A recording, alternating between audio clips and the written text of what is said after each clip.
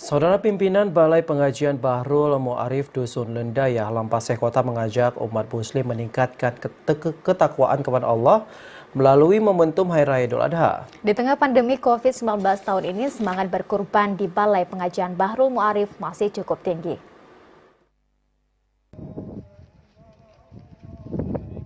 Pimpinan Balai Pengajian Bahrul Mu'arif Dusun Lendayah, Lampaseh Kota, Tengku Nasrul Muhajir mengajak umat muslim untuk meningkatkan ketakwaan kepada Allah melalui momentum Hari Raya Idul Adha.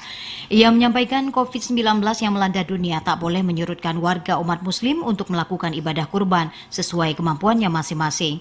Tengku Nasrul menuturkan di Balai Pengajian Bahrul Mu'arif Dusun Lendayah, Lampaseh Kota tahun ini tetap melakukan penyembelihan hewan kurban secara bersama-sama dengan seluruh jamaahnya dan berharap kurban nantinya dapat membersihkan hati dan meningkatkan ketakwaan kepada Allah Subhanahu wa Ta'ala.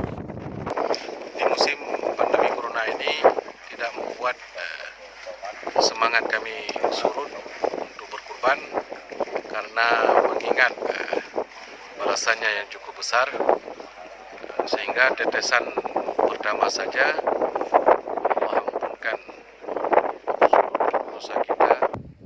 Tengku Nasrul juga mengajak masyarakat umat muslim untuk senantiasa mengambil hikmah dari apa yang telah menjadi pengorbanan Nabi Ibrahim dan keluarganya. Teladan Nabi Ibrahim alaihissalam dan putranya Nabi Ismail alaihissalam dan keluarganya harus diikuti dengan keikhlasan hati melalui kerendahan hati dan juga kecintaan kepada Allah Subhanahu wa Ta'ala. Tim Liputan TVRI Aceh melaporkan.